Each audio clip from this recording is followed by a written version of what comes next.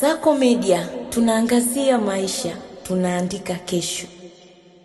Waziri wa Nchi Ofisi ya Waziri Mkuu TAMISEMI Profesa Riziki Shemdoe ameagiza hatua za dharura zichukuliwe kuhakikisha wafanyabiashara wa soko la Simu 2000 wanarejea kuendelea na shughuli zao baada ya janga la moto lililotokea Aprili 4, 2026. Akizungumza wakati wa ziara yake sokoni hapo leo, Profesa Shemdoe ameelekeza kuwa katika kipindi hiki cha mpito wafanyabiashara watumie meza na miavuli kufanya biashara badala ya kusubiri ujenzi wa vibanda vya kudumu, huku taratibu nyingine zikiendelea.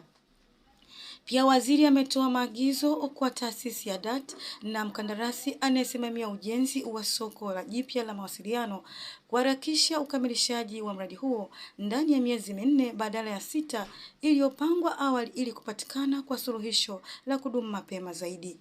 Ili kuhakikisha maagizo yanatekelezwa kikamilifu, Profesa Shemdoe amemtaka mkuu wa mkoa wa Dar es Salaam Albert Chalamila na mkuu wa wilaya ya Ubungo Albert Msando kusimamia kwa karibu zoezi zima hadi shughuli za kibiashara zirudi katika hali ya kawaida.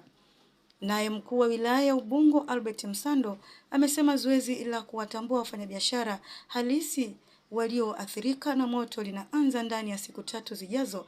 Alisisitiza kuwa hatua hizo zitalenga kuzuia udanganyifu na kuhakikisha ni wahusika tu wanaopata nafasi pamoja na mikopo. Na hii ni Kasako Update na Dela Thomas. Nielekeze jambo la haraka la kuwarejesha hawa wafanyabiashara waliokaa hapa. Warejee hapa paliposafishwa, lakini sio kwa kujenga vibanda.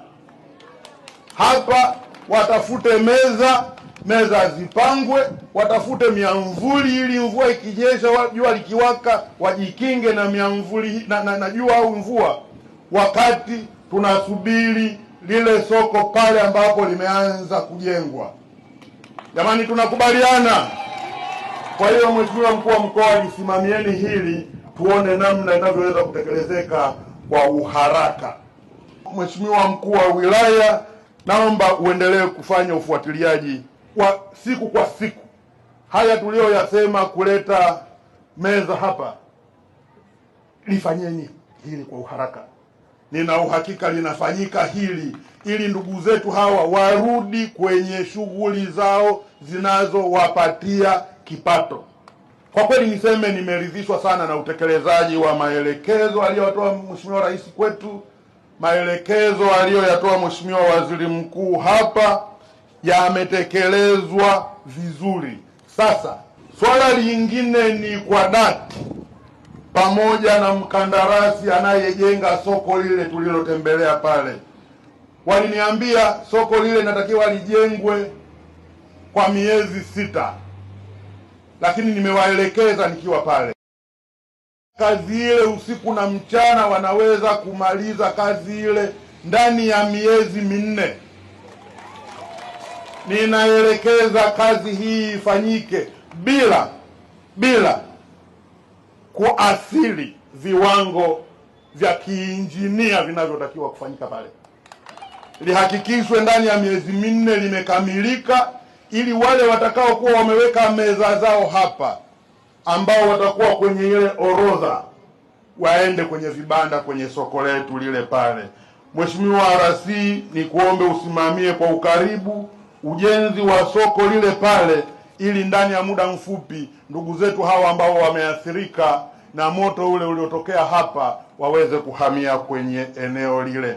Mheshimiwa Profesa, wafanyabiashara hawa walieleza mambo mengi kwa Mheshimiwa Waziri Mkuu, na moja ya agizo la Mheshimiwa Waziri Mkuu lilikuwa ni kufanya usafi eneo hili.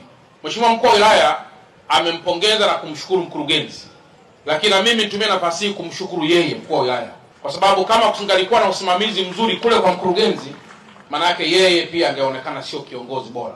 Kwa naomba tena tumpigie makofi Mheshimiwa. Kasako Media, tunaangazia maisha, tunaandika kesho.